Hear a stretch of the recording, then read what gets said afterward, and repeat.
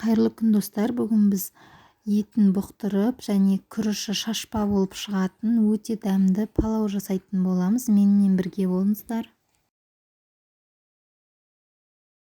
Алдымен осылай еттерімізді жібітіп дайындап қоямыз. Сәбізімізді, жуамызды, сарымсағымызды дайындап, қызып тұрған майға осылай етті бүтіндей турамай салып жібереміз.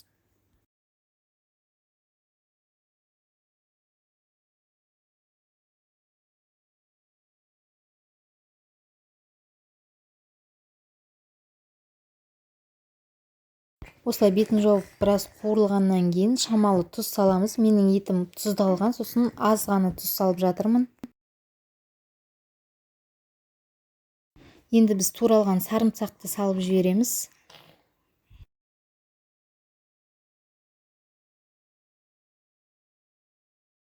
Артынан лавр жапырағын салып, жақсылап қуырамыз бетін жауып.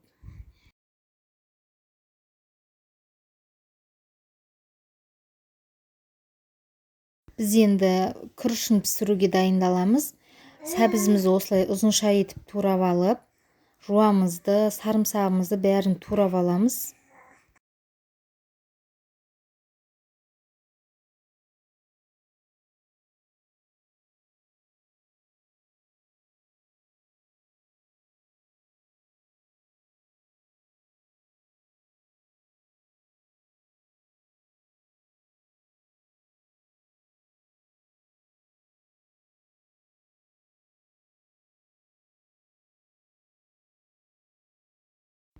Жай отта қуырылып жатқан етімізді екі жағын аударып қоюға да болады арасында.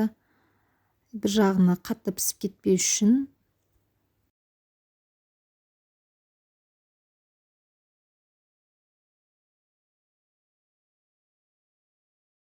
Күрішін пісіруге кірісеміз. Қызып тұрған майға пиязды салып, қатты қызарғанша қуырамыз.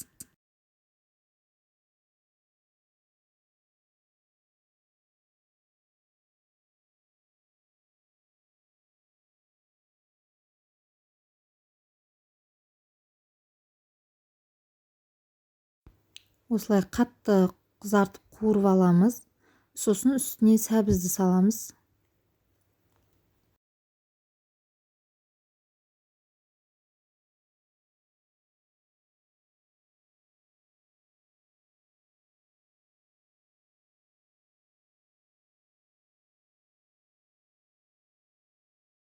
Үстіне сарымсағымызды салып,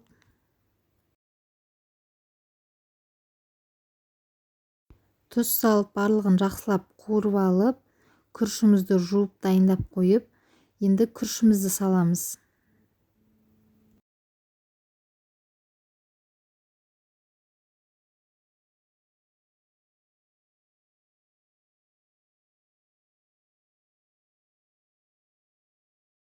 Күрішімізді осылай қазанымызға орналастырып, қайнап тұрған ыстық суды күрішімізден сәл асырып құямыз.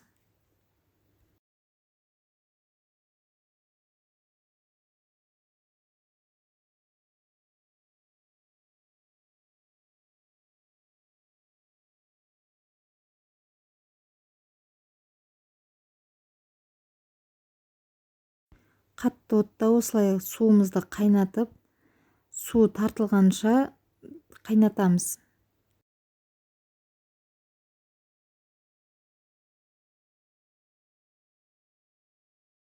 Күрішіміздің суы тартылды. Осылай кепкірдің көмегімен жан-жағын осылай ортаға қарай жинап, күрішті ортасын ашып-ашып жібереміз. Өйткені ауа кіріп, жақсы орталары барлығы пісетін болады.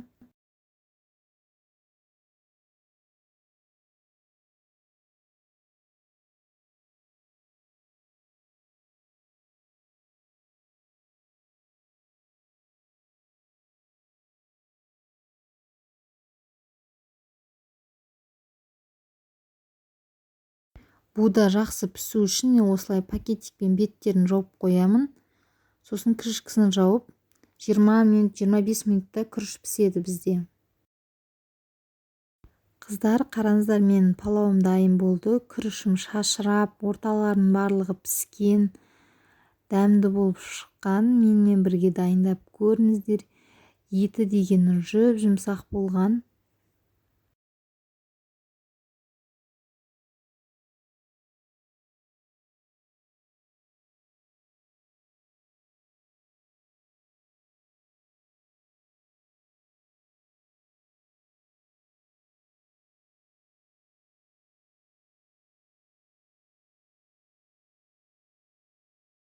Еті сондай жұмсақ, сочный болып шықты. Қараңыздар.